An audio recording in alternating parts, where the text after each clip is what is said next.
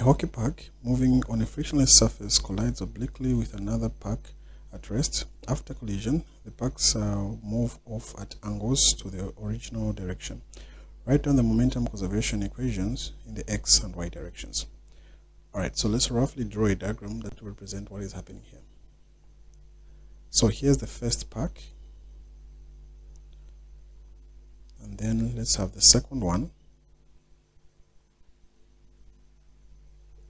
So it says collides another puck at rest, so the other one is at rest. So here's the second one. Okay. So the first one is moving in this direction with a speed u1, initial speed u1, while the other one is not moving, it's at rest. That's what is mentioned here. So after they collide, let's just roughly draw axis. After they collide, the assumption is that if this is our axis right here, let's assume that the first one moves in this direction,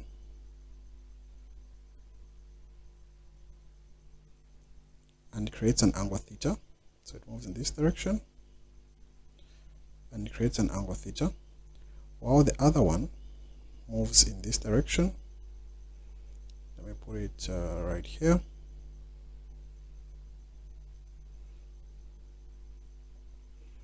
Moves in this direction.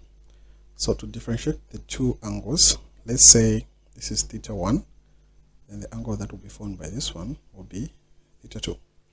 So step number 1, it's very important to note that this represents before collision and this represents after.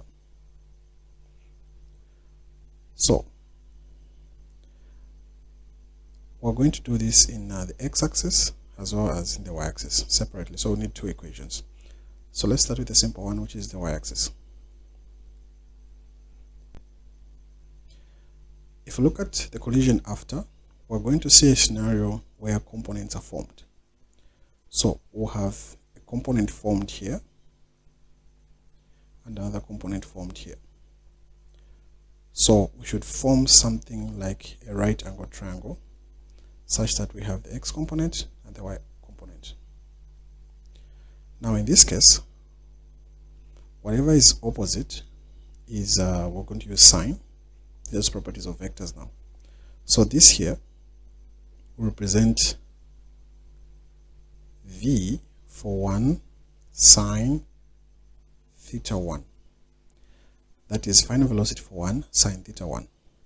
Then in the x-axis, let me just remove this for now so that I just show what's happening. This here will be v for 1 cos theta. So that's what we have.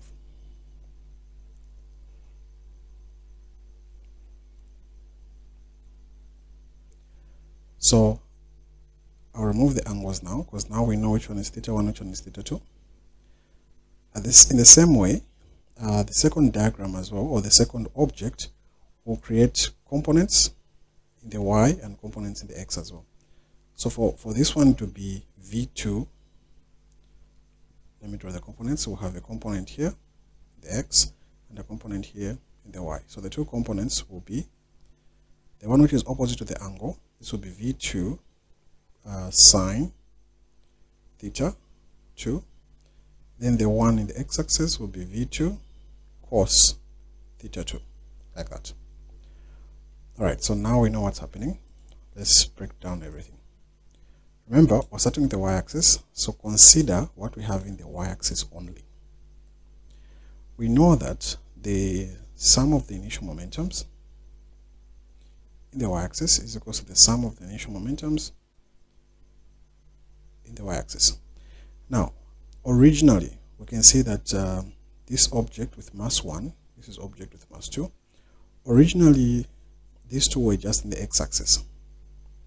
So, meaning that before collision, there was no motion in the y-axis. We just had motion in the x-axis. So, we're just going to leave it as a 0. Because this object here is moving in the x, this object here is also in the x, we don't have y components before collision. That's why in the left hand side of the equation, we're just going to say 0. Right hand side, we have movement in the y-axis.